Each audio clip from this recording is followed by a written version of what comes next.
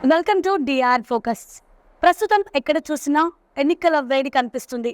ఈ నేపథ్యంలో జై భారత్ పార్టీ నుంచి ఎమ్మెల్యే అభ్యర్థిగా కొనసాగుతున్నటువంటి నరేంద్ర ముప్పసాని గారితో డిఆర్ ఫోకస్ ముఖాముఖి కార్యక్రమం.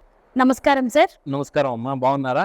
బాగున్నాను సార్. ముందుగా మీ కుటుంబ నేపథ్యం గురించి తెలియచేయండి. కుటుంబ నేపథ్యం అంటే పూర్తిగా మీరు పర్సనల్ లైఫ్ గురించి మాట్లాడమంటున్నారు అంతేనా? నేపథ్యానికి వస్తే మాది వ్యాపారం సంబంధించినటువంటి జీవనశైలి. అంటే మా తాతగారులు కానీ మొత్తం వర్తకం అనుకోండి. మా నాన్నగారు మా అమ్మగారు ఇద్దరు కలిసి వ్యాపారం చేసేవాళ్ళు. మన కావలి ఉదయగిరి బ్రిడ్జ్ సెంటర్ పక్కన వెంకటరామ హాస్పిటల్ అని ఒకటి ఉండేది. ఇప్పుడు ఆయన డాక్టర్ గారు లేరు, ఆయన కాలం చేశారు. దాని పక్కనే ఒక సన్న వీధి ఒకటి ఉంది, దాన్ని ముప్పసారి వారి వీధి అంటారు. ఆ లైన్లోంచి ఎడమవైపు తిరిగితే మళ్ళీ హిందుస్థాన్ బేకరీ దగ్గర కలుస్తుంది అనమాట, మన బ్రిడ్జ్ సెంటర్ దగ్గర. సో మాది నేపథ్యం ఏంటంటే వ్యాపారం. సో మా అమ్మగారు మా నాన్నగారు కష్టపడి చదివించారు. ఇక జీవితం అన్నాక అన్ని ఆటుపోట్లు ఉంటాయి, అన్నీ చూసాము. ఇది నేపథ్యం. మేము వచ్చేసరికి మేము ముగ్గురం, మా బ్రదరు, తర్వాత మా సిస్టరు, నేను లాస్ట్ అనమాట. మా బ్రదర్ వచ్చేసి ఇప్పుడు is working for American international groups, new Jersey. So from my end I'm also working for one multinational company. I'm a software engineer and right now I'm working from home it self. అంటే మీ family అంతా వ్యాపార నేపథ్యం కదా sir. మీరు రాజకీయాల్లోకి రావడానికి గల కారణం ఏంటి? అంటే ఎవరైనా ఇన్స్పిరేషన్ ఉన్నారా? ఏదైనా సరే మనకి రంగరించి నోట్లో పెట్టినట్టు ఒక ముద్ద. అట్లా నేను ఫస్ట్ క్లాస్ నుంచి యూకేజీ, ఎల్కేజీ ఇవన్నీ కూడా 5th క్లాస్ వరకు భారత్ బాలనికేతన్ అని మన గీతా మందిరంకి ఆపోజిట్ ఒక లైన్ ఉంది. ఆ లైన్లో ఉండేది ఒక స్కూల్, అక్కడ చదువుకున్నాను.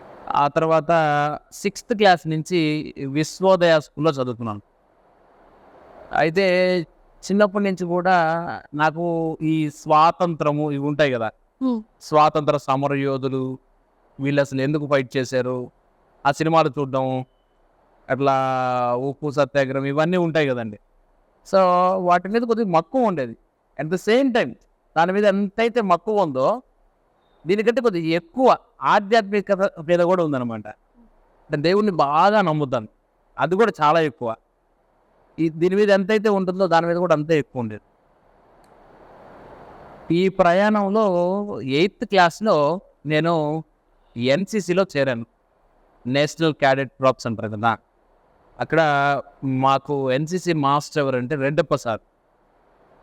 ఆయన విశ్వోదయ స్కూల్కి హెడ్ మాస్టర్గా కూడా చేసి రిటైర్ అయ్యారనమాట. అలానే కొద్దిగా ఉన్నత భావాలు పిల్లల్లో పెంపొందించేలాగా కృషి చేసిన వాళ్ళలో శారదా టీచర్ కూడా ఒకరు ఉన్నారు. వాళ్ళు ఎప్పుడు ఏంటంటే మనం ఎలా ఉండాలి, మనం ఎలా బతకాలి, మనం సమాజంలో మనం ఏదైనా చేసేటువంటి కార్యక్రమాలు ఎలా ఉండాలి, ఇవన్నీ కూడా బాగా నేర్పించారు. సో ముఖ్యంగా రెడ్డప్ప సార్ ఏంటంటే ఆ డిసిప్లిన్ అనేది ఎలా వస్తుంది, మనం ఒకటి సమస్య ఎక్కడి నుంచి వస్తుంది అంటే ఎప్పుడైనా సరే మనం అబద్ధం ఆడితే సమస్య వస్తుంది. అది టీచర్ అయినా జీవితం అయినా ఎక్కడైనా సరే ఫస్ట్ మనం ఒక అబద్ధం ఆడేసామనుకో, ఇంకా దాన్ని కవర్ చేసుకోవాలి. అది ఎంత కష్టం అంటే చాలా కష్టం. ఇంకొకటి మనం చెప్పిన అబద్ధాన్ని కూడా మర్చిపోతాం.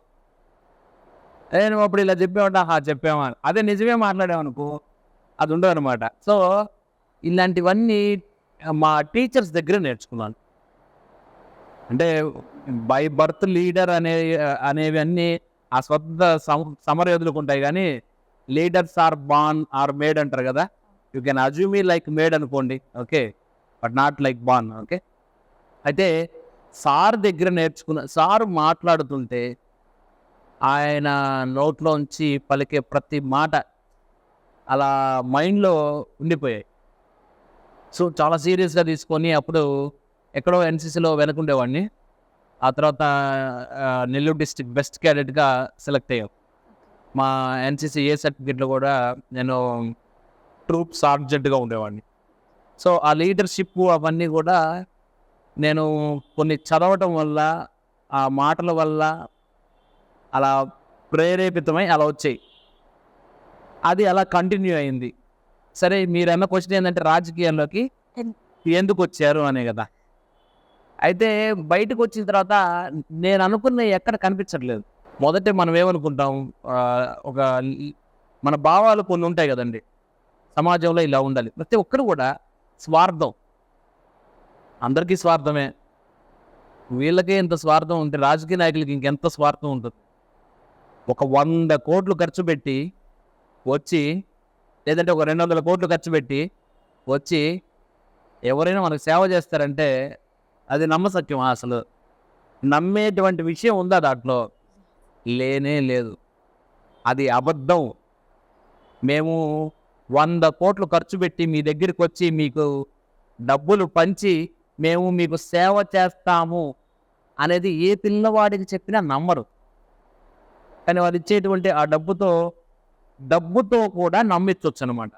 అది ఏదైతే ఉందో ఫస్ట్ అది ప్రజలకి తెలియచేద్దామని చెప్పి వచ్చాను రాజకీయాల్లోకి. అది మొదటిదైతే, రాజకీయం అంటేనే చీకటమ్మ. కొంతమంది అడిగారు నన్ను, మీరు అసలు రాజకీయంలోకి ఎందుకు వచ్చారు, అసలు మీ వర్షన్, మీ వృత్తి కానివ్వండి అంతా కూడా చాలా సాఫ్ట్ కదా, సాఫ్ట్వేర్ కదా, మీరు దీంట్లోకి వచ్చారు ఎందుకు, అంత ధైర్యం ఎలా చేశారంటే, మనకు ఫస్ట్ నుంచి ధైర్యం ఉంది. మా తండ్రి గారి నుంచి కానివ్వండి, ఎన్సిసిలో సారు నేర్పించినటువంటి ఇది, వాటన్నిటిని చూసి ఈ రాజకీయం అనేటువంటి చీకటిలో చిన్న చిరుదీపం వెలిగిద్దామని వచ్చాను. దీపం లేకపోతేనే కదా భయం అనేది ఉండేది, దీపం వెలిగిస్తే ధైర్యమే కదా ఉండేది. సో అందుకనే వచ్చాను. అదేవిధంగా ప్రజలు దేన్నైతే నమ్ముతున్నారో, డబ్బుతో నమ్మకాన్ని కొనుక్కుంటున్నారు అనేటువంటిది ప్రజలకు చెప్పాలి. వీళ్ళు కూడా స్వార్థపరులుగా ఉండకూడదు. తెలియకుండానే స్వార్థపరులుగా మిగిలిపోవడం అనేది జరగకూడదు ఎప్పుడు కూడా. ప్రజలు తెలిసి మోసపోకూడదు, తెలియకుండా కూడా మోసపోకూడదు. ప్రజలకి వాళ్ళకి ఏమి కావాలో అది ఒక రాజకీయ నాయకుడు ఇవ్వగలిగితే చాలు, డబ్బు ఇవ్వాల్సినటువంటి అవసరం లేదు అనేటువంటి దాన్ని ప్రూవ్ చేయాలి, అనేటువంటివి తెలియచేయాలి. నెక్స్ట్ అదేవిధంగా నేను అన్ని ప్రదేశాలు తిరిగాను, కావల్లో అన్ని సమస్యలు చూశాను. కొన్ని సమస్యలు ఉండకూడదు.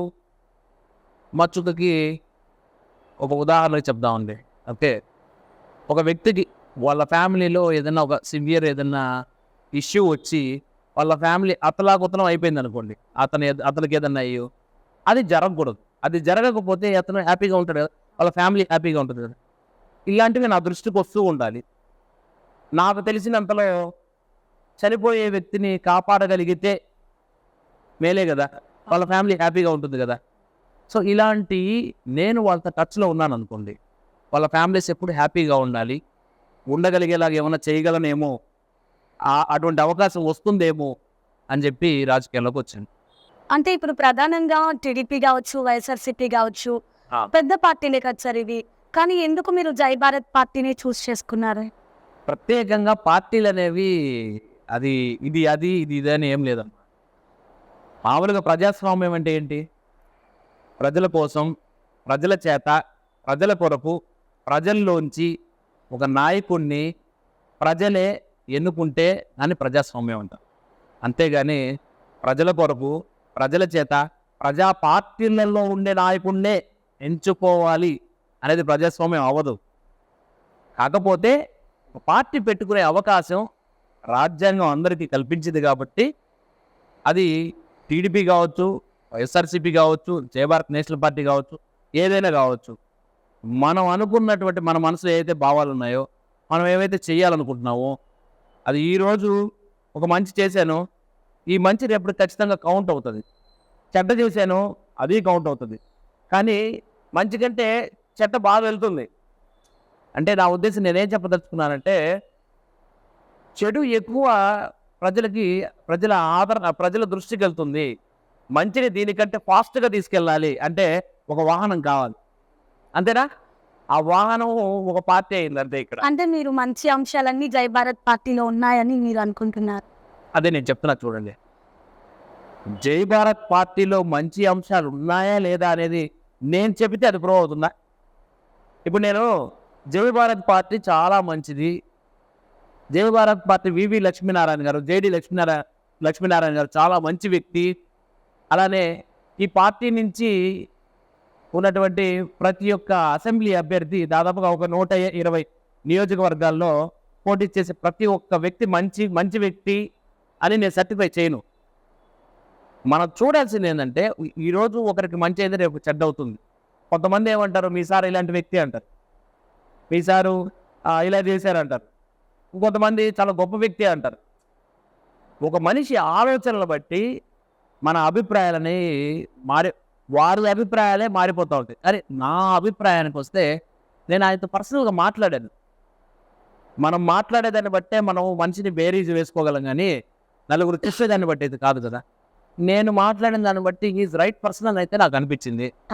ఇంకొకటి, ఎప్పుడైనా సరే మనము ప్రజలకి సేవ చేయాలి అంటే మనం పార్టీ నుంచే చేయాలనేది అదేమీ ఒక సిద్ధాంతం కాదు. దీన్ని పార్టీని పరిగణలోకి తీసుకొని మనం ఒక సేవా కార్యక్రమం చేయాలి, ప్రజలకు సేవ చేయాలి అనేది అదొక సిద్ధాంతమే కాదు. ఒక ప్లాట్ఫామ్ని మనం ఎంచుకున్నాం, అది జై భారత్ పార్టీ అయింది.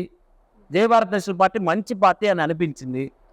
ఓకే, నేను దీంట్లో వెళ్ళాలనుకుంటున్నా. రేపు ఫర్ సపోజ్ లేదా నాకు టీడీపీ నుంచో వైఎస్ఆర్సీపీ నుంచో ఒక అవకాశం వచ్చింది, నేను వెళ్ళను. ఎందుకు వెళ్ళనంటే ఆ యొక్క అంశాలు ఏవైతే ఉన్నాయో వాళ్ళు రాసినటువంటి మనం మేనిఫెస్టో అంటాం, మేనిఫెస్టో కింద రాసినటువంటి అంశాలు నాకు నచ్చాయి.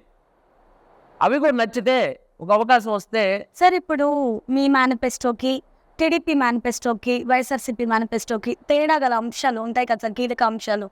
అవును, అవి ఏంటి, ప్రధానంగా ఏం చెప్పుకోవచ్చు? ఈ రోజుల్లో మనసులో అనుకునేది, బయటకు చెప్పేది, చేసేది 3 ఒక్కటని నువ్వు నమ్ముతావా? మనమైనా చేయగలమా? ఇప్పుడు వాళ్ళందరూ మనసులో అనుకున్నారు, మా మేనిఫెస్టోలు ఇవి, మా మేనిఫెస్టోలు ఇలా ఉన్నాయి, ఇవి మేము దీన్ని నిర్వహించబోతా ఉన్నాము, ఇవి ఖచ్చితంగా చేస్తాము అని చెప్పేసి వాళ్ళు పెద్ద పెద్ద పేపర్లు వేసి, వాడు ప్రింట్లు వేసి, ఆయిల్ పేపర్లు ప్రింటింగ్ వేసి అందరికీ పంచుతున్నారు. ఇవన్నీ నిజాలేనా? మనసులో అనుకున్నది పేపర్ మీద పెట్టింది జరుగుతుందా? ఎప్పుడు జరగదమ్మా. ఎందుకంటే ఉదాహరణకి వైఎస్ఆర్సీపీ తీసుకో, మన జగన్మోహన్ రెడ్డి గారు సారు ప్రభుత్వంలో రాకముందు ఏం చెప్పారు? మద్య నిషేధ చట్టం అంచెలంచెలుగా నేను తీసుకొస్తాను అన్న మాట చెప్పారా లేదా? చెప్పారా లేదా? చెప్పండి, మీరు చెప్పండి. మీరు చూసే ఉంటారు కదా, ఆయన నోట్లోంచి ఒక మాట వచ్చిందా లేదా? వచ్చింది కదా. ఏంటో మీరు ఓపెన్ చేయరా? వచ్చింది కదా. మరి అది జరిగిందా? ఆయన పెట్టిన మేనిఫెస్టోనే కదా, ఆయన నోట్లోంచి వచ్చిన మాటే కదా. సో నేనేం చెప్తున్నానంటే, నేను నా మేనిఫెస్టోని ఏ మేనిఫెస్టోతో కంపేర్ చేయను. ఎందుకంటే అవి జరుగుతాయో జరగవో నాకు తెలియదు. నా మేనిఫెస్టో మాత్రం ఖచ్చితంగా జరిగేలాగా చూస్తాను. అది నా బాధ్యత. ఎందుకంటే మనిషిని చూసి, మనిషి మాట్లాడిన మాటల్ని చూసి, ఓకేనా, అది ఇతను ఆ మాట మీద ఆ స్టాండ్ తీసుకుంటాడు అనేటువంటి నమ్మకాన్ని నేను కొంతమంది కలిగించాను ఈరోజు. ఆ నమ్మకం ఉంది కొంతమందికి. కావలి ప్రజల్లో చాలామంది నన్ను అప్రోచ్ అయిన వాళ్ళలో, మీరు ఇంత ఇదిగా ఉన్నారు, మీరు 2 సింహాల మధ్యన లేకపోతే 2-3 పులుల మధ్యన ఇలా చిన్న చిట్టెలుకులాగా తిరుగుతున్నారంటే, అవునండి నేను చిట్టెలుకునే, కానీ చిట్టెలుకు ప్రతి చోటకి వెళ్తుంది, సింహం వెళ్ళలేదు కదా అన్న. సో అది చిట్టెలుగా సింహం అనేది పక్కన పెట్టేస్తే, మనం ఖచ్చితంగా చేయగలమా లేదా? చేయగలిగితేనే దిగాలి, చేయలేకపోతే అవసరం లేదు. నేను రాకముందే వీటి గురించి ఈ రోజు జై భారత్ నేషనల్ పార్టీ తరపు నుంచి మీరు నన్ను పరిచయం చేశారు, కానీ నేను మామూలుగా కావల్లో సొసైటీ ఫర్ సొసైటీ అనేటువంటి ఒక సంస్థతో ఎన్నో మంచి కార్యక్రమాలు చేస్తున్నాను కావల్లో. మీకు తెలుసో తెలీదో, మన గాంధీ విగ్రహం ఉంది కదండి, ఆ శివాజీ సెంటర్ దగ్గర గాంధీ జయంతి రోజున ఒక చిన్న టెంట్ వేసుకొని అక్కడ ఒక వ్యక్తి కూర్చొని మద్య నిషేధ చట్టం కోసం రిలే నిరాహార దీక్ష చేస్తూ ఉంటాడు. ఆ వ్యక్తి నేనే. రాజకీయం అనేది పక్కన పెట్టేస్తే ఇది నేను ఒక వాహనంగా ఎంచుకున్నాను అంతే. దీనిలోకి రాకముందే ఇలాంటి కార్యక్రమాలు ఎన్నో చేసాం మేము. ఆ కార్యాచరణని కొనసాగించాలంటే మనకు ఒక ఇది కావాలి, ఏదైనా ఒక వాహనం కావాలి. అవి తీసుకెళ్ళడానికి ప్రజల్లోకి, ప్రజలందరికీ మనం మంచి చెయ్యాలి. నేను ప్రూవ్ చేసుకొని వచ్చాను నేనేంటి అనేది. కొంతమందికి అయితే ఖచ్చితంగా తెలుసు, దాంట్లో డౌట్ లేదు, దాంట్లో అసలు డౌటే లేదు. కొంతమందికి చాలా క్లియర్ కట్గా తెలుసు ఇతను ఇలాంటి వ్యక్తి అని. ఈరోజు దానికి మనం అది దురదృష్టవశాత్తు నా పాంప్లెట్లో మద్య నిషేధ చట్టం కోసం నేను నిరాహార దీక్ష చేశానని వేసుకోవాల్సి వచ్చింది. యాక్చువల్ నాకు ఇష్టం లేదు. నేను చేశానని ప్రూవ్ చేయాలా మనం ఎప్పుడైనా ఎవరికైనా? అవసరం లేదు, కానీ వేసుకోవాల్సిన పరిస్థితి వచ్చింది. సో యాక్చువల్గా నాకు అది అసలు ఇష్టం లేదు, కానీ అందరూ కలిసి ఇది పెట్టకపోతే నలుగురికి ఎలా తెలుస్తుందంటే పెట్టాను. అది అంటే నేను ఎందుకు చెప్తున్నా అంటే ఇదంతా మిగిలిన పార్టీల మేనిఫెస్టోలో అది ఉండదు. నా మైండ్ అనే మేనిఫెస్టోలో అది ఉంది. అది జేడి లక్ష్మీనారాయణ గారి మేనిఫెస్టోలో కూడా ఉంది. సో ఆ పాయింట్ అక్కడ నాకు టచ్ అయ్యింది. అందుకని నేను దీంట్లోకి వచ్చాను. దీని ఒక వాహనంగా మలుచుకున్నాను. మద్యపాన నిషేధం. Jai Bharat national party. Okay sir. Sir, Kavali నియోజకవర్గంలో మత్స్యకారులకి మీరు అధికారంలోకి వచ్చిన తర్వాత ఏం చేద్దాం అనుకుంటారు? మత్స్యకారులు అంటున్నారు కదా, మత్స్యకారులు ఉన్నారా? ఉన్నారు కదా సార్, రామాయపట్నం. మీకు తెలుసా ఉన్నారన్న సంగతి? ఉన్నారు సార్. షూరా? షూర్. ఒకసారి మీరు వెళ్ళొచ్చారా ఎప్పుడైనా? వెళ్ళాను. వాళ్ళు సముద్రంలో వేటకి ఎప్పుడు వెళ్తారు? వెళ్ళొచ్చారన్నారు కదా. సముద్రంలో వేటకి ఎప్పుడు వెళ్తారు, ఎప్పుడు వస్తారు? దాదాపుగా సాయంత్రం 7 గంటలకు వెళ్తారు, రాత్రి 3 అలా వస్తారు వాళ్ళు. అయితే దీన్ని మనం వేట అంటాం కదా, చేపల వేట లేసే మత్స్య సంపద అని అంటాం. మత్స్యకారులు అనేటువంటి ఆ వృత్తి నాకు తెలిసి ఇంకో 1-2 దశాబ్దాల్లో ఉండదు. ఎందుకంటారంటే ఇప్పుడు ఆ వృత్తి మీద ఉన్నటువంటి ప్రతి ఒక్కరు కూడా వాళ్ళ పిల్లలకి ఆ వృత్తిని నేర్పించట్లేదు. అది మీకు తెలుసో తెలియదు. వాళ్ళ పిల్లలందరూ చదువుకుంటూ ఉద్యోగాలకు వెళ్తున్నారు, ఆ సాఫ్ట్వేర్ అని. సో ఆ చేపలు వేట అనేది ఇక ముందు ఉండదు నాకు తెలిసి.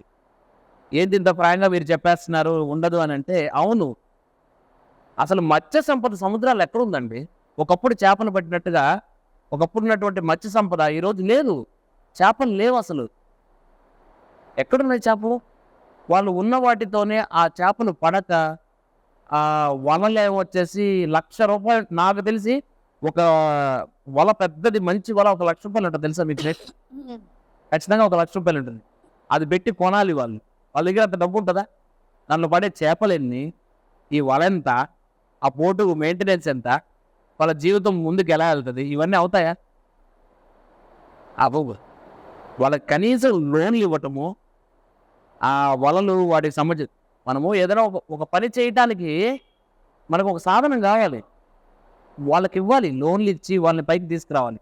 మీరు లోన్లు ఇచ్చి వాళ్ళకి పైకి తీసుకొచ్చినా సరే ఇంకొక 20-30 సంవత్సరాల్లో నాకు తెలిసి మత్స్యకారులు అనే వాళ్ళు ఇక ఉండరు. ఒకరి మీద ఆధారపడి జీవితం సాగించడం ఎంతకాలం జరుగుతుందండి? నేనున్నాను, నాకు చదవటం రాదు, ఒక ఇల్లిటరేట్ అనుకోండి, ప్రతిసారి మీ దగ్గరికి వచ్చి చెప్పించుకుంటా ఉంటాను అనుకోండి, ఈ జీవితాంతం ఇలానే అవుతుందా? ఆధారపడి బతకటమే కదా. ఒక్కరోజు మైండ్లో ఏంట్రా ఇది నేను చదువుకుంటాను అనిపించింది అనుకోండి, ఇక నాకు మీకు అవసరం లేదు. ఎన్ని సంవత్సరాలు గవర్నమెంట్ మీద ఆధారపడతారండి? ఒక గవర్నమెంట్ వచ్చి మేము వలలు ఇస్తాము, ఇంకొక గవర్నమెంట్ వచ్చి మేము మీకు వేటకు సంబంధించినటువంటి లోన్లు ఇస్తాము.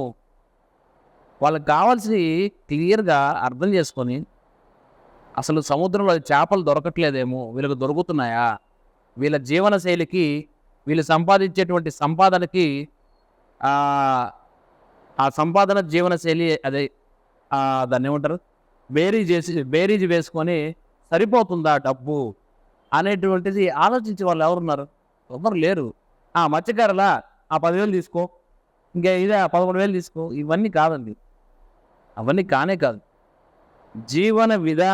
వాళ్ళ జీవన విధానాన్ని తెలుసుకున్నవాడైతే ఏ రాజకీయ నాయకుడైనా నాకు తెలిసి వాళ్ళకి లోన్లు ఇచ్చి ఆ లోన్లు వెనక్కి డబ్బు తీసుకొని అడగరు. ఆ వల ఎంతకాలం పనిచేస్తుందండి? ఇచ్చిన వల లోన్లు కొన్నాడు, ఓకే. వల కొంతకాలం పనిచేసింది, మళ్ళీ అది పాడైపోయిన తర్వాత కొత్త వాళ్ళు తీసుకోవాలి, మళ్ళీ కొత్త లోన్ తీసుకోవాలి ఆయన. సో వాళ్ళకి ఇవ్వాల్సింది లోన్లు కూడా కాదు నాకు తెలిసి. మనిషి బతకడానికి ఒక వస్తువును కొనివ్వడంలో తప్పు లేదు. నా ఉద్దేశం వాళ్ళకి కావాల్సినటువంటి ఐటమ్స్ కొనిస్తే వాళ్ళ జీవన శైలి కొద్దిగా మంచిగా ఉంటుంది. ఎలాగో వాళ్ళ పిల్లలు ఇప్పుడు చదువుకుంటూ మంచి స్థానంలో ఉంటున్నారు. ముందు రోజుల్లో మా చైనా వాళ్ళలాగా ఉద్యోగాలు ఇచ్చి పెట్టుకుంటారేమో మత్స్యకారుల వల్ల. అలాంటి పరిస్థితి వస్తుందేమో నాకు తెలియదు. కానీ నన్ను అడిగితే వాళ్ళకి గవర్నమెంట్ ఉచితంగా వాళ్ళకి కొనివ్వటం అనేది నా ఉద్దేశం. సార్, మీ మేనిఫెస్టోలో ఉచిత విద్యుత్ అనే ఒక హామీని పొందుపరిచారు కదా. ఇన్నేళ్ల రాజకీయ చరిత్రలో ఎక్కడ కూడా ఉచిత విద్యుత్ అనే హామీని మనం చూసుండలేదు. అవును. ఈ ఉచిత విద్యుత్ అనగానే అందరూ కరెంట్ షాక్ కొట్టినట్టుగా ఫీల్ అవుతున్నారు కావాలి కొంతమంది. ఏంటంటే ఫ్లైవీల్ టెక్నాలజీ ద్వారా మనము విద్యుత్ని మనం ఉత్పత్తి చేయొచ్చు, కరెంట్ను ఉత్పత్తి చేయొచ్చు. It is possibility is there. దానికి సంబంధించిన పేటెంట్లు అవి కూడా వచ్చున్నాయి కొంతమంది. సో వన్ ఆఫ్ ద సైంటిస్ట్ని మనం అప్రోచ్ అవ్వడం జరిగింది. ఆయన్ని కావలకు తీసుకొచ్చి జర్నలిస్ట్ క్లబ్లో కూర్చోబెట్టి ప్రయోగపూర్వకంగా ఒక చిన్న మిషనరీ పెట్టి పవర్ని జనరేట్ చేసి చూపించాం. దాన్ని కావల్లో ఒక 100 నుంచి ఒక 150 కోట్లతో ఆ ఫ్లైవీల్ టెక్నాలజీ ద్వారా పవర్ ప్లాంట్ని పెట్టి ప్రతి ఇంటికి ప్రతి షాపుకి ఉచిత విద్యుత్ ఇవ్వగలము అనేటువంటిది నేను అబ్జర్వ్ చేశాను. నీతి ఆయోగ్ కానివ్వండి, గ్రిడ్ కనెక్టివిటీకి సంబంధించిన డిపార్ట్మెంటు, మన సెంట్రల్ పవర్ అథారిటీ కానివ్వండి, వాళ్ళందరూ కూడా సర్టిఫై చేస్తున్నారు అవి కొన్ని. అది మనం పెడితే ప్రతి ఇంటికి కూడా ఉచిత కరెంట్ వస్తుంది. ఓకే. అయితే దీంట్లో ఇది ఉచితంగా మీరు కూడా ఇస్తారా, దీనివల్ల ఉచితం అలవాటు చేస్తారా అని అనుకోకూడదు ఇక్కడ. ఎందుకంటే నేను ఇందాక ఒక మాట చెప్పాను, మత్స్యకారుడికి వల ఇవ్వడం తప్ప రైటా? రైటే కదా. రైట్. ఎందుకు? దాని ద్వారా అతను న్యూస్ ఉంది కదా, ఒక ఉపయోగం ఉంది కదా. అలానే ఉచిత కరెంట్ ఇవ్వడం వల్ల కూడా ఇక్కడ ఒక ఉపయోగం ఉంది. ఏంటంటే ఉచిత కరెంట్ ఇస్తే కరెంట్ అనేది పెట్రోల్కి మనకి సబ్స్టిట్యూట్ అవుతుంది. అందరూ కూడా ఎలక్ట్రిక్ వెహికల్స్ కొనుక్కుంటారు. నెంబర్ 1. ఇళ్లలో కూడా వంటకు సంబంధించినటువంటి ఇవి కూడా ఎలక్ట్రిక్ రిలేటెడ్ కొనుక్కుంటారు. సో మనకి పొల్యూషన్ తగ్గిపోతుంది. నెంబర్ 1. పవర్ కన్జంప్షన్ ఉచితంగా పెరగటం వల్ల ప్రొడక్టివిటీ పెరుగుతుంది. అలానే ఆ ఉచితం విద్యుత్తు వల్ల బిల్లు కట్టాల్సిన అవసరం ఉండదు. కాబట్టి తక్కువ రేటులో ఒక వస్తువు ఉత్పాదన అనేది జరుగుతుంది. అంటే తక్కువ రేటులో ఒక వినియోగదారుడు వస్తువులు కొనుక్కోగలడు. అతని సంపాదనలో కొంత డబ్బు మిగిలిపెట్టుకోగలడు. నెక్స్ట్ కరెంటు బిల్లు కట్టకుండా వచ్చేటువంటి డబ్బు కూడా మిగిలిపెట్టుకోగలడు. ఆ మధ్య తరగతి ఉండేటువంటి ఆ కుటుంబాలన్నీ కూడా కొంత డబ్బుని సేవ్ చేసుకోగలరు. దీంట్లో అంత ఉపయోగం ఉంది. కాబట్టి దీంట్లో ఉచితంగా ఇవ్వచ్చలేదు ఇప్పుడు మీరు చెప్పండి. కానీ ఇనిషియల్ ఇన్వెస్ట్మెంట్ కొద్దిగా భరించుకోవాలి. ఎప్పుడైనా గవర్నమెంట్ ఎలా ఉండాలంటే వాళ్ళకి వస్తు రూపేనో లేదంటే ఒక బడ్జెట్ ఒకటి పెట్టి ఉచితంగా ఇవ్వడంలో తప్పు లేదు. కానీ ఈ ఉచితాన్ని మనము అన్ని ఉచితాలతో మనం కంపేర్ చేయలేం. దీన్ని ఒక సంక్షేమంగా మాట్లాడుకోవచ్చు. ఒక వ్యక్తి అతని సంపాదనని దాచుకోగలుగుతున్నాడు ఒక బ్యాంకులో అంటే అది సంక్షేమమే అవుతుంది. ఉచితంగా డబ్బు ఇవ్వడం అనేది ఎప్పుడు సంక్షేమం అవ్వదు. ఉచితంగా నేను డబ్బు పంచాను అనుకోండి, నీకు 13,000 ఇస్తా, నీకు 5,000 ఇస్తా అన్నారని కూడా అది సంక్షేమం అవ్వదు. ఒక వస్తువును ఉచితంగా ఇచ్చి దాని ద్వారా అతన్ని సంపాదించుకునేలాగా తయారు చేయడం అనేది సంక్షేమం. అది సంక్షేమం అంటే. సార్, జేడి లక్ష్మీనారాయణ గారు 2019లో జనసేన పార్టీ తరఫున పోటీ చేశారు. ఇప్పుడు 2024 ఎన్నికల్లో ఆయన సొంతంగా పార్టీ పెడుతున్నారు కదా. అవును. దానికి గల కారణం ఏమై ఉండొచ్చు అని మీరు భావిస్తున్నారు? ఈ క్వశ్చన్కి ఎగ్జాక్ట్గా ఆన్సర్ ఆయనే చెప్పగలరు. మీరేం భావిస్తున్నారు అంటే? నేనేం భావించగలను చెప్పండి. ఇప్పుడు ఒకటి, ఇద్దరు వ్యక్తుల మధ్య సంభాషణని మరొకరు చెప్పలేదు. ఇప్పుడు నన్ను అడిగారు, మీరు ఆయనతో ఏ పాయింట్ మీద వెళ్ళగలిగారంటే ఆ మద్య నిషేధం అనే పాయింట్ టచ్ అయ్యింది అని చెప్పాను. ఆయనకి ఏం టచ్ అయింది అక్కడ నాకు తెలియదు. ఇప్పుడు ఉండేటువంటి పార్టీలు ఒక గొప్ప వ్యక్తి అండి ఆయన. ఆయనకంటూ కొన్ని ప్రిన్సిపల్స్ ఉంటాయి, ఆయనకంటూ కొన్ని పాలసీలు ఉంటాయి, అవి ఫాలో అవ్వాలి అనుకుంటారు. ఇప్పుడు నేనున్నాను, మద్య నిషేధ చట్టం గురించి ఫైట్ చేస్తూ ఉన్నాను. నేనే ఏదైనా ఒక బీర్ బాటిల్ పట్టుకొని ఎవరికైనా కనిపించాను అనుకోండి, ఎలా ఉంటుంది? అలా అంటే నేను ఒక ఉదాహరణ ఇస్తున్నాను. అలా అంత గొప్ప వ్యక్తి, అంత గొప్ప ఆలోచనలు ఉన్నటువంటి వ్యక్తి ఇంకొక పార్టీతో కలిసి వెళ్తున్నప్పుడు వాళ్ళ ఆలోచనలు కూడా మ్యాచ్ అవ్వాలి. అవుతాయేమో అని వెళ్ళినప్పుడు అరే ఇవి అవ్వట్లేదు, నేను అనుకున్న భావాలు, నేను అనుకున్న సమాజాన్ని ఈ పార్టీ ద్వారా నేను చూడలేను అని అనిపిస్తే ఏమవుతుంది? అంత్య నిష్ఠూరం కంటే ఆది నిష్ఠూరం మేలని ఆయన ఆ పార్టీలో అధికారంలోకి రాకముందే వచ్చేసాడు. సో మనం ఒక పార్టీ అని అనుకుంటున్నాం, ఒక పార్టీలోకి వెళ్ళారంటే ఒక పార్టీ, అది పెద్ద పార్టీ కావచ్చు, చిన్న పార్టీ కావచ్చు, అధికారం ఏమన్నా వాళ్ళు ఏమన్నా ప్రభుత్వ అధికారంలో ఉన్నటువంటి పార్టీ కాదు కదా. ప్రభుత్వ అధికారంలో రాకముందే వాళ్ళ ఆలోచన విధానాలు ఒక గొప్ప వ్యక్తికి నచ్చకపోతే అది ఒక సమాజం ఎలా దాన్ని ఒప్పుకుంటుంది అనుకుంటున్నారు? ఒక వ్యక్తిని మనం ఒక మోడల్గా అనుకుంటున్నామండి. ఒక కుటుంబంలో మన నాన్నగారు ఎవరో ఉంటారు, అరే ఇది తప్పు అని చెప్పారనుకోండి, నువ్వు చేసేది తప్పు అంటే మనం రేపు నుంచి చేస్తావా? చెయ్యం కదా. అలానే నాకు గొప్ప వ్యక్తి అని అనిపించింది ఆయన, ఇది నాకు తప్పు అనిపించింది, నేను ఈ తప్పు దారిలో వెళ్తే నేను అనుకున్న భావాల్ని సమాజంలో చూడలేనేమో అని వచ్చేసి ఉండొచ్చు కదా. అలా కూడా జరిగి ఉండొచ్చు కదా. నేనైతే అదే అనుకుంటున్నాను. కానీ ఎగ్జాక్ట్ ఇన్ఫర్మేషన్ కావాలంటే ఆయన్ని అడగాలి మనం. నాకు అనిపించింది అయితే అదే. సరే, ఇప్పుడు మన కావలి నియోజకవర్గంలో ప్రధాన సమస్యలుగా ఉన్నటువంటి నీటి సమస్య కానీ, తిమ్మలపెంట రోడ్ కానీ, పెద్ద పవన్ బ్రిడ్జి కానీ, ఇవి సమస్యలుగానే ఉన్నాయి. ప్రస్తుతం మన అధికార పార్టీ కూడా ఇది సంపూర్ణంగా నెరవేర్చలేదు. మీరు అధికారంలోకి వచ్చిన తర్వాత దీన్ని ఎలా ముందుకు తీసుకెళ్లాలనుకుంటున్నారు?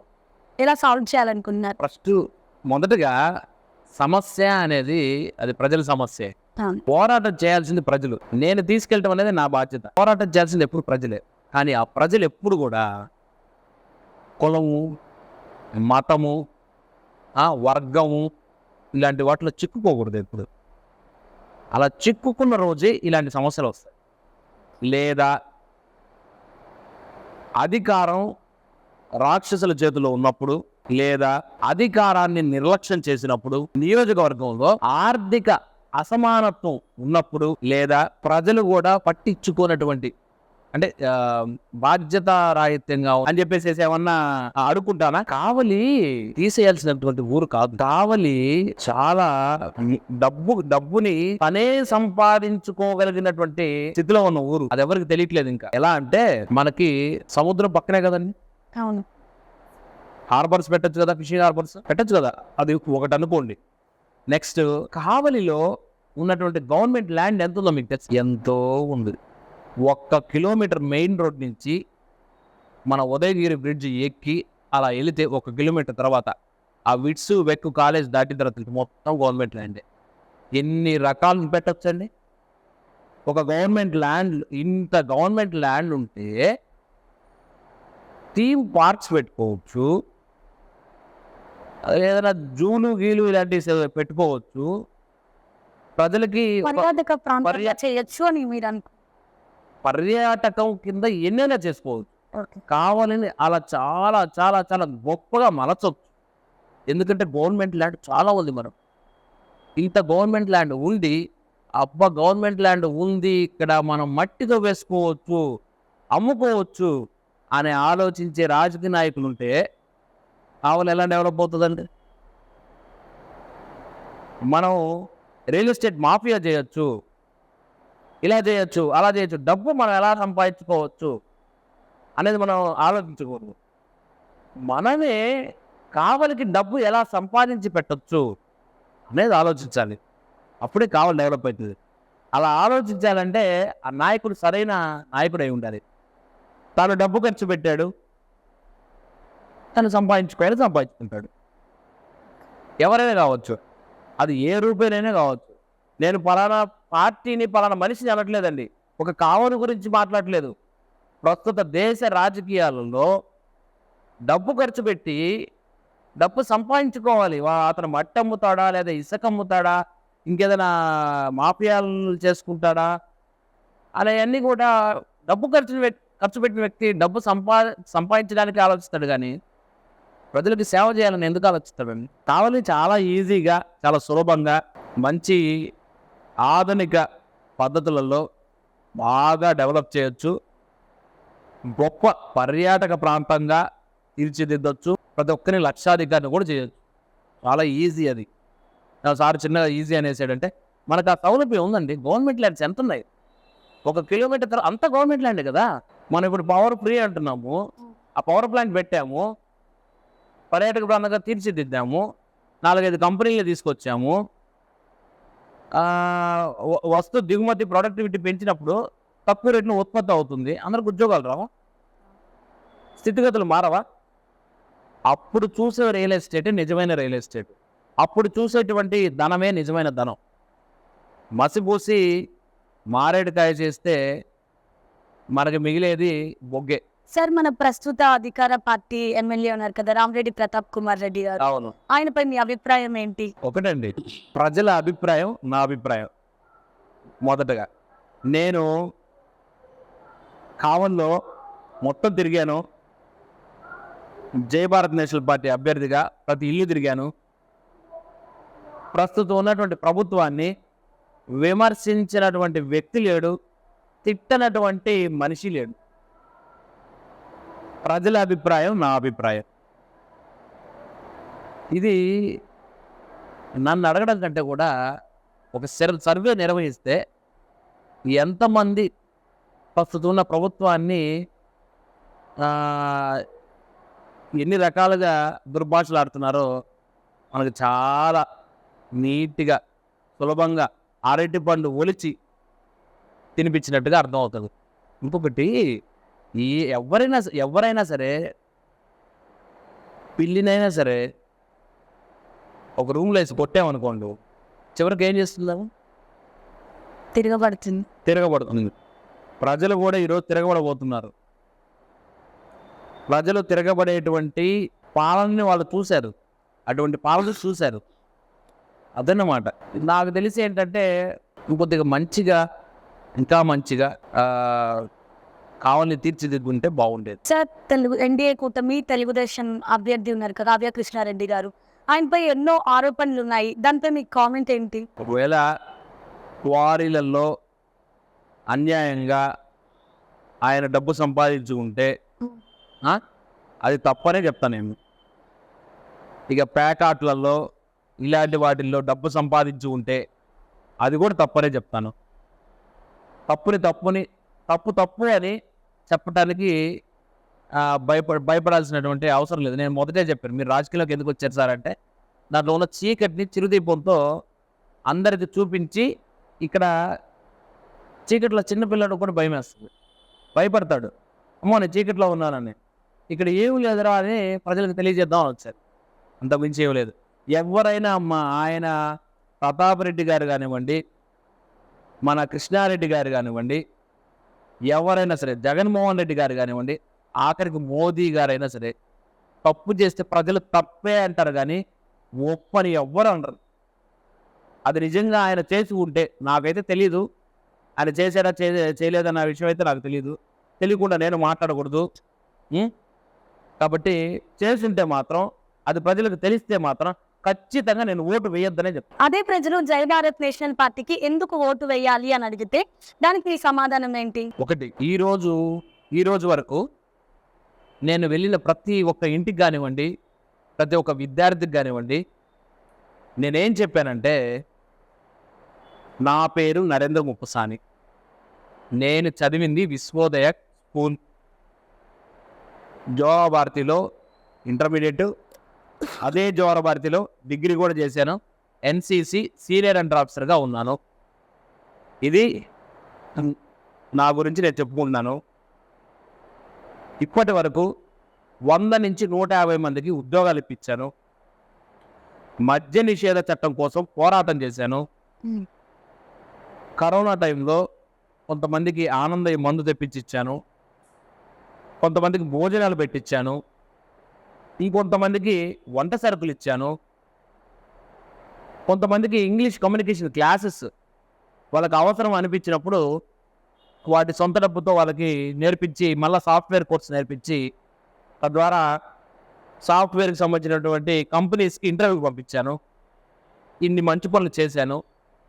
నీకు ఇది నచ్చితే, నీకు ఓటు వేయాలని అనిపిస్తే, ఇలాంటి వ్యక్తి కావాలి అని అనిపిస్తే ఓటు వేయండి అని అడిగానమ్మా. దీనిలో తప్పు ఉందా? లేదు. వాళ్ళు తిరిగి ఏమడిగారంటే, నీలాంటి మంచి వాళ్ళకి ఇక్కడ స్థానం ఉంటుందా అని అడిగారు. దానికి కూడా నేను ఒక క్వశ్చన్ అడిగాను. నువ్వు మంచివాడివి అయితే స్థానం ఉంటుంది, నువ్వు మంచి నమ్మితే స్థానం ఉంటుంది. నేను మంచి, ప్రస్తుతం ఉన్న ప్రజలందరికీ మంచి ఏంటో తెలుసు, ఇది మంచి అని తెలుసు, నీలాంటి మంచివాడు అని అనడం కూడా తెలుసు. కానీ మంచితనానికి ఒక మెట్టు దిగి ఓటు వేయటం తెలియట్లేదు. మంచి అనేది నువ్వు తెలుసుకునేంత జ్ఞానం ఉన్నప్పుడు నువ్వు మంచివాడివే కదా, అంటే నువ్వు ఓటు వేయాలి కదా. ఖచ్చితంగా మంచి అని తెలుసుకున్నప్పుడు నువ్వు మంచి వాడివే కాబట్టి నువ్వు ఓటు వేయి. జై భారత్ నేషనల్ పార్టీ తరఫున నేను పోటీ చేస్తున్నాను, నాది టార్చ్ లైట్ గుర్తు అని చెప్పి మరి దీని నుంచి వచ్చేటువంటి వెలుగులో నీ జీవితంలో ఉన్నటువంటి కష్టాల చీకటిని తొలగించుకో అని చెప్పి చెప్తున్నానమ్మా. ప్రజలు తెలుసుకోవాల్సింది ఏంటంటే, ఒక వ్యక్తిని ఒక మంచి వ్యక్తిని ఒక్కసారి మనం ఎన్నుకుంటే ఎలా ఉంటుందో చూద్దాం, ఒక్కసారైనా ఆలోచిద్దాం. ఒక మంచి వ్యక్తి నాయకుడైతే మన జీవితం ఎలా ఉంటుంది, మన స్థితిగతులు ఎలా ఉంటాయి ఒక్కసారి ఆలోచిద్దాం అనేటువంటి ఆలోచనని కలిగిద్దాం అని చెప్పి వచ్చానమ్మా. ఇప్పుడు ఉన్నటువంటి పార్టీలకు ఓటేస్తే నా జీవితం ఏమన్నా మారుతుందా లేదా అనేది కూడా ఖచ్చితంగా వాళ్ళు ఆలోచించుకోవాలి. సార్, 2024 సార్వత్రిక ఎన్నికల్లో జై భారత్ పార్టీకి ఎన్ని ఓట్ల మెజారిటీ వస్తుందని మీరు భావిస్తున్నారు? ఇది ప్రజల మంచితనం మీద ఆధారపడుతుందమ్మా. ఎందుకంటే మంచి అనేది ఏందో నిరూపించి చూపించానా? నేను మంచి చేశానని చెప్పానా? నేను చేసిన మంచి చూపించానా? నన్ను నేను నిరూపించుకున్నానా? మనసులో ఉన్నది బయటకు చెప్పేది చేసేది 3 ఒకటే చేస్తానని చెప్పాను, నిరూపించుకున్నాను, మీ ముందు నించున్నాను. అయితే మీరు మంచోళ్ళు అని కూడా నేనే అంటున్నాను. ప్రజలకు కావాల్సింది మంచి నాయకత్వం. ఆ నమ్మకాన్ని కలిగిస్తే ఖచ్చితంగా కూడా ఏ నాయకుడైనా సరే మంచి మెజార్టీతో గెలుస్తాడు. ఆ నమ్మకాన్ని నేను పూర్తిగా కలిగించి మీరు అనుకున్నట్టుగా ఆ మంచి మెజార్టీని తెచ్చుకోవాలనేటువంటి ఇదైతే ఉంది. ప్రజలు అందరూ మంచోళ్ళనే భావిస్తున్నాను. ఎందుకంటే వాళ్ళ నోట్లోంచి వస్తుంది కదా మంచి అనేటువంటి మాట. మొత్తం జై భారత్ పార్టీకి అత్యధిక మెజార్టీ వస్తుందా అంటే అది నాకు తెలియదు. జేడి లక్ష్మీనారాయణ గారికి వస్తుందా అంటే రావాలి అని కోరుకుంటారు. అటువంటి వ్యక్తి చట్టసభల్లో ఉండాలని కోరుకుంటారు. చట్టసభల్లో న్యాయము, ధర్మము, చట్టము అన్నీ తెలిసినటువంటి వ్యక్తి నోరు తెరిచి మాట్లాడుతుంటే ప్రజల రోమాలను నెక్కబడుచుకోకపోతే ఆ రోజు అనేది ఉండదండి. అన్నీ తెలిసినటువంటి వ్యక్తి, అటువంటి వ్యక్తి ఇచ్చేటువంటి సలహాలు, సూచనలు తీసుకొని మా యొక్క భావాల్ని కూడా ప్రజలకి తెలియజేస్తూ మేము ఈరోజు ఈ టార్చ్ లైట్ గుర్తుని చేతిలో పెట్టుకొని ప్రజల జీవితాల్లో వెలుగును పంచాలని వెళ్తున్నాం. ప్రజలు దీన్ని సీరియస్గా తీసుకోవాలి. ఒకటే అండి, ఒకడు వెధవ అని చెప్పి, ఒకడు మంచోడు కాదు అని చెప్పి నేను ఇంకొకడు ఓటేస్తాను అనేటువంటి ధోరణిలో ప్రజలు ఎప్పుడు ఉండకూడదు.